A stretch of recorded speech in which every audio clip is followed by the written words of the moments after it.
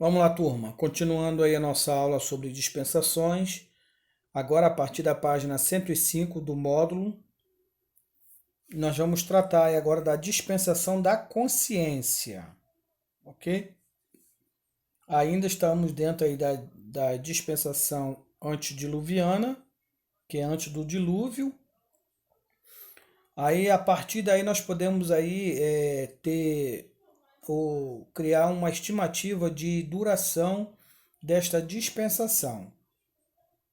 Ela dura cerca de aproximadamente 1656 anos, abrangendo o período desde a queda do homem até o dilúvio.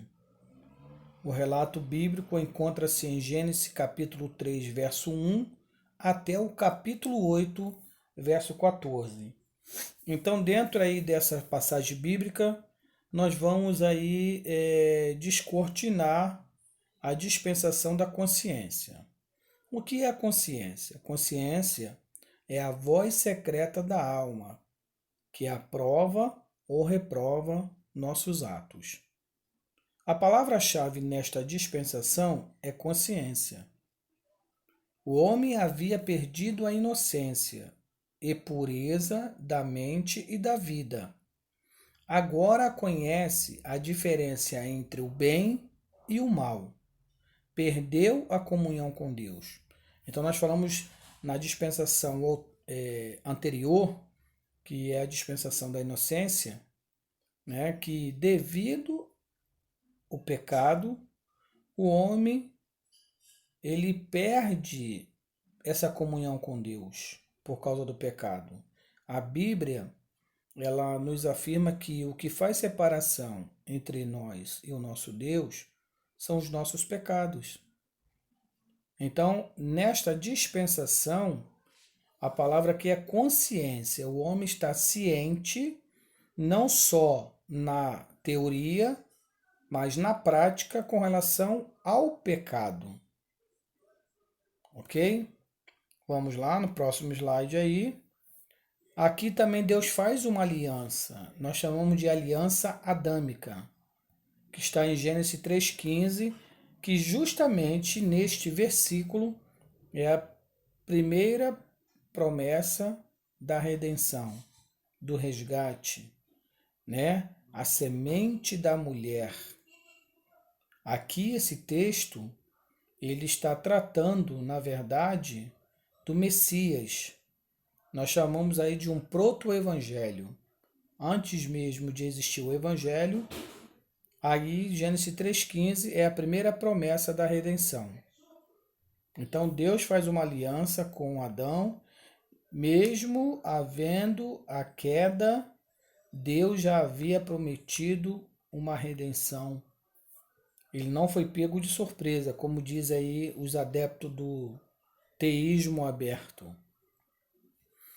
Qual era a condição do homem nesta dispensação? Separado do Criador, privado da comunhão que tinha anterior, sujeito a Satanás e seus ataques malignos, mas com o direito de escolher entre o bem e o mal. Mesmo na condição em que o homem havia, ele ainda continua com sua tríplice capacidade de continuar errando ou de acertar. Comum até hoje, né?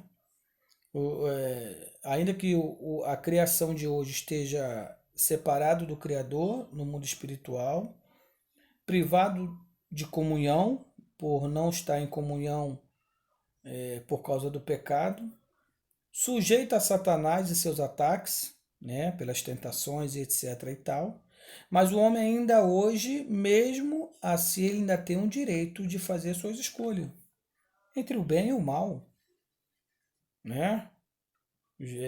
Observamos aí que Deus disse para Caim: o pecado jaz à porta, mas o domínio será sobre ti. Qual o propósito divino nesta dispensação da consciência? Era provar a capacidade do homem manter-se fiel a Deus num clima de liberação segundo a sua própria consciência. Então, assim, se aprendemos que dispensação é o período probatório em que Deus prova o homem acerca da sua fidelidade, nesta dispensação há um propósito divino. Se o homem vai se manter fiel a Deus no clima de liberação segundo a sua própria consciência. Deus não obriga ninguém a servi-lo. Deus não é arbitrário, né? São as escolhas em que nós fazemos. Deus não obriga ninguém a segui-lo ou a servi-lo. Ele simplesmente convida e nos revela, através das Escrituras, né, os caminhos que o homem pode escolher e, consequentemente, as consequências de cada escolha.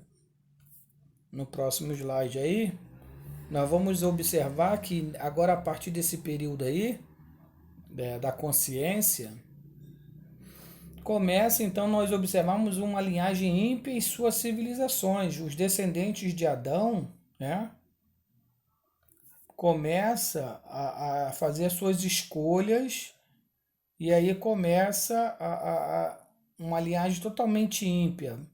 Aí observamos aí, falamos de Caim, né, que representa uma linhagem ímpia, enquanto que Abel representava uma imagem de uma linhagem temente a Deus, foi morto por Caim, e aí Deus dá a Adão e Eva um outro filho chamado Sete, para que a linhagem temente a Deus, representada e iniciada em Sete, pudesse manter uma posteridade. Mas a linhagem ímpia de Caim e a sua posteridade é justamente onde nós vamos observar lá na dispensação do governo humano. Caim é o primeiro a construir cidades e glorificar o nome do homem, Gênesis 4:17. Então, assim, ele não está preocupado em agradar a Deus, mas sim a se fortificar, construindo cidades, e de um certo ponto começa aí um imperialismo humano, né? Não ainda como um sistema, e ele começa a glorificar o próprio homem. O antropocentrismo começa justamente com Caim. Vamos observar aí que existe aí Jabal, que é o primeiro a ocupar-se da pecuária e adotar uma vida nômade. Jubal, que é o inventor de instrumentos musicais. Lameque, o primeiro polígamo de espírito orgulhoso e blasfemo, né? Conforme está em Gênesis 4, 23 e 27. Tubal-Caim, fabricante de artefatos de ferro e cobre, primeiro a forjar armas. Justamente as armas foram por quê? Por causa dessa linhagem ímpia e sua civilização que era violenta. E esse Tubal-Caim começa a forjar, a fabricar armas para destruir o seu próximo. Ok? Então era uma linhagem totalmente ímpia e, consequentemente, uma civilização muito que violenta. Muito não havia lei, cada um fazia o que bem entendia, longe de Deus, afastado da comunhão com Deus, e justamente é isso que acontece hoje.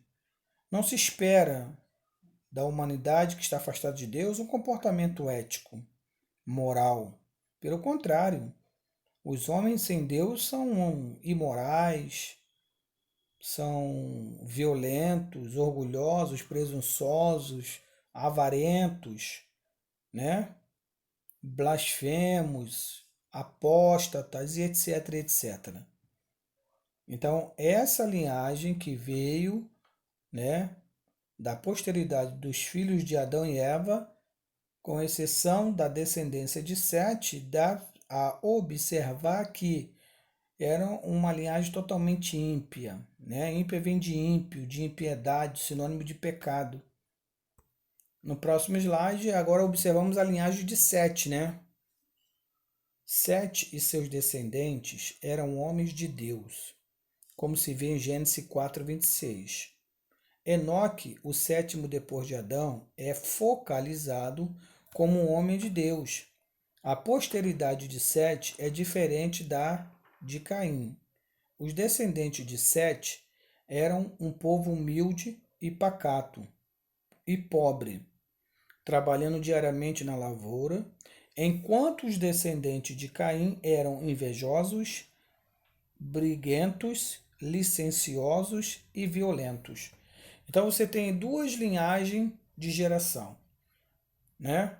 Os descendentes de Caim, que é chamado filhos dos homens, uma figura de linguagem em Gênesis, e os descendentes da linhagem de Sete, que numa linguagem figurativa é chamado os filhos de Deus.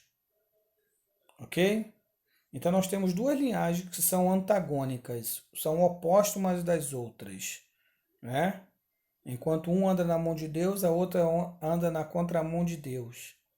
Mas eram duas linhagens que estavam crescendo durante, ou melhor, na face da terra. E aí, agora houve uma questão muito que complexa, a promiscuidade dos setistas e dos cainitas. Setistas, descendente de Sete, ok? Cainitas, descendente de Caim. Sete, descendência boa. Caim, descendência ímpia. Ok? Bem claro? Então, em Gênesis 6:2, registra como se deu a corrupção do gênero humano. Os descendentes de Sete casaram-se com os de Caim. Os filhos de Deus se juntaram aos filhos dos homens. Essa é a figura de linguagem. Ok? Casaram-se com os de Caim. E assim, preso a um jugo desigual, deixaram de manter a separação dos ímpios descendentes de Caim. Irmãos, querendo ou não, tem coisas que não se misturam. Nós estamos tratando de impecabilidade, mas as trevas, os filhos das trevas não podem se juntar com os filhos da luz. Não tem como. E aqui o que houve? Houve um jugo totalmente desigual, né? Deixaram de manter separação dos ímpios descendentes de Caim, e com isso, quando se juntaram essas duas descendências, com isso, o que aconteceu? Uma completa apostasia, um afastamento de toda a geração daquela época, e aí o gênero humano todo se corrompe. Não se mantiver a separação, tem que haver separação. Esse é o maior problema da igreja do século XX e XXI. Essa separação, onde nós chamamos de santo. Santo quer dizer separado dentre as demais coisas para o uso exclusivo de Deus. Então, quando essas duas descendências se juntam, essas duas linhagens, há uma corrupção generalizada do gênero humano. E, infelizmente, não houve outra opção de Deus a não ser mandar o dilúvio, porque eles se corromperam por escolha. Eles não foram obrigados, eles escolheram se corromper. Sempre tem mais de uma escolha para nós, né? O difícil é nós fazermos a escolha que deveríamos fazer. Provérbios vai dizer que há caminhos que aos olhos do homem parecem perfeitos, mas no final são os caminhos da morte. Há escolhas que parecem perfeitas, mas no final são escolhas que nos levarão à destruição. Próximo slide. O final da dispensação da consciência. Aí, diante de toda essa complexidade de mistura de linhagem dos filhos de Caim para com os filhos de Sete, ou descendência, melhor dizendo, qual é o final da dispensação da consciência? O desfecho da dispensação da consciência não significa que Deus deixou de usar a consciência como meio de falar ao homem. Ponto. Noé e sua família haviam presenciado tanto o bem como o mal. Eram responsáveis com a sua posteridade pela obediência à voz da consciência e à escolha do bem. O dilúvio marcou o término de um período de intervenção divina na história do homem e um novo começo com Noé e seus filhos. E aí você percebe-se que de toda aquela linhagem de Sete e de Caim, apenas 8 almas vão se salvar. Vocês conhecem a história da arca, Noé, sua esposa e seus 3 filhos, Sem, Cã e Jafé, e respectivamente suas esposas. Então, assim, observa-se que milhões de pessoas morreram no dilúvio. Milhões de pessoas. A Terra já havia milhões de habitantes naquela época. Não sabemos o quantitativo, mas milhões de pessoas morreram. E apenas 8 almas vão se salvar do grande dilúvio, porque foi um juízo que Deus aplicou naquela época para aquela linhagem que havia feito escolhas erradas. Próximo slide.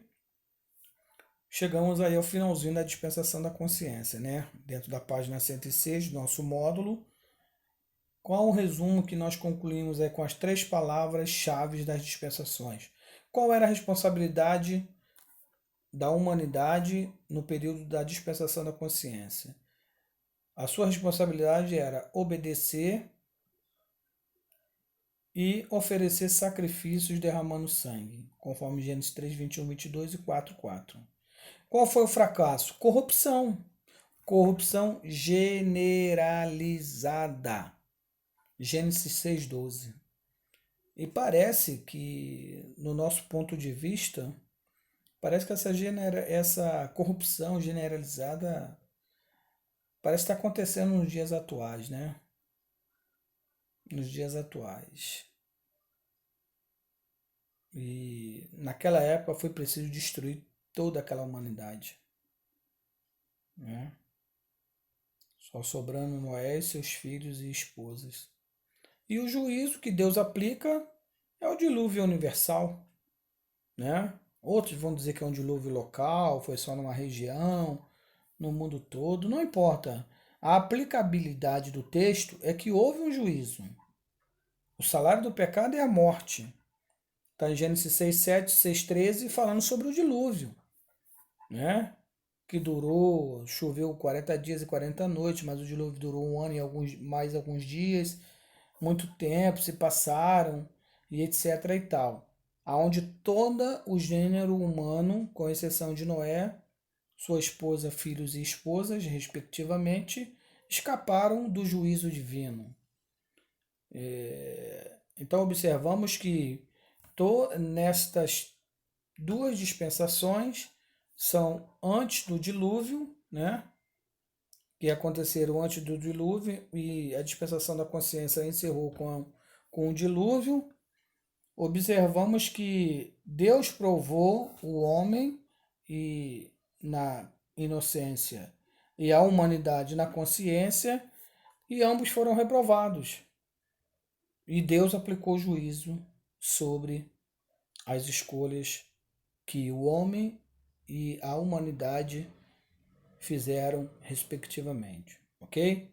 Então aqui de uma forma resumida, que já foi falado aí no módulo também, encerramos aqui a dispensação da consciência, tá bom? Já já estaremos aí disponibilizando a última dispensação do governo humano, que é a nossa segunda aula, parte 3. Ok? Deus abençoe, daqui a pouco estou de volta. Aguardem aí.